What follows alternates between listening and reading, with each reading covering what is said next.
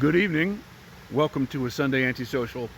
Smoking my Dagner corncob pipe, and in it, Old Limey Bastard, which is 6 years old, by the way. This is the advantage of being a long-term pipe enthusiast, is your tobacco ages. In my case, I have way more tobacco than I'll ever be able to smoke. And a lot of it is getting a good amount of age on it. I think I started stockpiling in 2015 and got some good blends from back then. Anyway, the shutter is open on a pinhole exposure. It's going to be 20 minutes at least. Actually, it's going to be as long as I can stand to stay here and talk to you guys. It's a little chilly out here. We're under the remnants of Hurricane Ian, although it was supposed to be like a direct hit on us. And to my chagrin, I know a lot of people are devastated by this storm, and I don't want to make light of that, but I was really hoping for a lot of good bad weather. Bad weather means good photos, and I wanted to get out there and shoot some photos. And again, not to make light of anyone's situation, but I was personally kind of looking forward to wind and rain and that sort of thing. I'm doing the best I can with the heavy overcast, which I think is going to break up by tomorrow, actually. So I'm out here at Bent Creek, which is going to be the subject of a project that's getting ready to become public very soon. I have another, this time last year I was working on a big project, and I kept it mostly secret for my patrons, and the statute of limitations on that is running out, so that's getting ready to become public too. So y'all are about to see a lot of videos from me. You're welcome. I know you've missed my shining face. So I've been thinking, and I've been watching Northwest Pipe Smoker, who I've been watching for I don't know, almost 8 years now, I guess. And he and Matches were sort of the two guys that really got me interested in making pipe videos. And Tom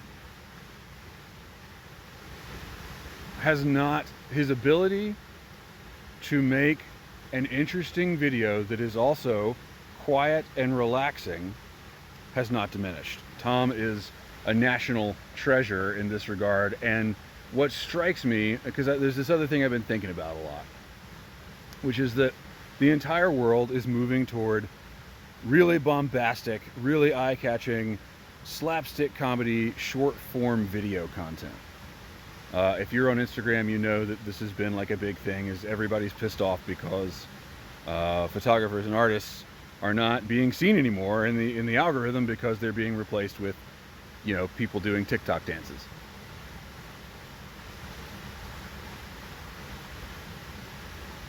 And here's a guy who is, no offense, Tom, not young and as attractive as a supermodel. He's an old guy, maybe a little old-fashioned, definitely not trending, definitely not an influencer. He doesn't talk fast, he doesn't talk loud, and yet he's not boring. He's always interesting. Even if he's just talking about his chainsaw, it's always an interesting story, particularly if you are in that sort of like masculine side of the worldview, where you might be interested in a story about a chainsaw. I mean, I guess if you're like super into calligraphy or flowers or something, the chainsaw story is not going to do it for you like it would for me. But what strikes me about this dichotomy, on one end we've got Tom, and on the other end we've got where everyone seems to want us all to go, which is like, I don't know, like I don't know any TikTok people, so it's really hard for me to like make a concrete example, but like, you know, a girl in a bikini dancing to a stupid song. And here I am trying to make content, and I'm speaking both about my videos and about my photography, content that means something, content that is not like completely forgettable, like, oh, there's someone dancing in a bikini, scroll, I've completely forgotten it. here's an interesting way to open a beer bottle. Scroll, I've forgotten it. I'm trying to make content that sticks with you. And yet, if I'm not bombastic, if I don't have something eye-catching in the first 3 seconds of my short-form video content, no one will see my work. It's really concerning also to me that that apparently now the Instagram algorithm really values faces. And for some reason, I've shown my face on here for all these years, but like, I really don't want to show my face on Instagram. Like, that is like my sanctuary where it's about my photos and not about me. And it looks like that's going to go away. It looks like I'm going to have to start talking to the camera over there too. And I like talking to the camera when it's people I know and trust. Like, it's always been you guys. It's always been people who were of a like mind, and we just start with, we all have something in common, and then most of us had in common that we're really unattractive, like older white guys. It's a comfort zone. You know, but I also don't want to be a victim of my own black and white thinking. Like, just because a video is short form and vertical, I hate vertical video, man. It drives me insane. But just because it's short form and vertical doesn't mean it can't be meaningful. You don't want to get stuck on tradition or what you're familiar with, and you want to break out of your comfort zone. You know, for centuries, the only method we had of communicating with people that were not right in front of us was the printing press. And that only applied to like the 10% of the population that could read. And then, you know, after that, we had radio, and that had its heyday for what, like, I don't know, 40 years, maybe less. And then there was television, and then there was the internet. And we've all lived through these internet years of like, oh, you know, there were bulletin boards, and then there was email, and then there was, you know, fora, and then Facebook, and then everything keeps evolving. And I don't, you know, I would never say, hey, look, I'm gonna stick with my format. Oh, there's a fish. Hang on.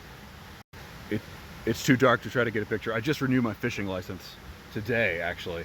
Anyway, I would never like take a principled stand on, you know, late 90s era text-only bulletin boards. I would never be like, that's my medium and I'm sticking to it, and all these new people with their blogs, like, screw that.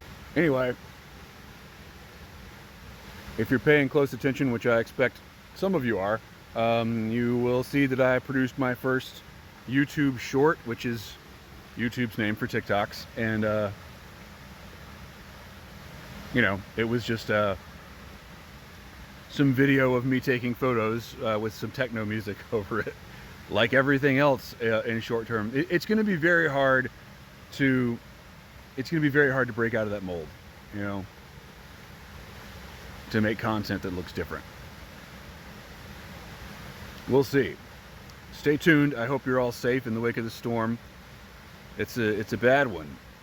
It's a bad one, and I think that part of the reason it's so bad is that like 50 years ago, no one lived in all the places that are flooded now. At least that's what I've heard. I'm certainly no expert. It's a bad one. So keep your tobacco dry, and your, you know, selves. Keep the ends out for the ties that bind.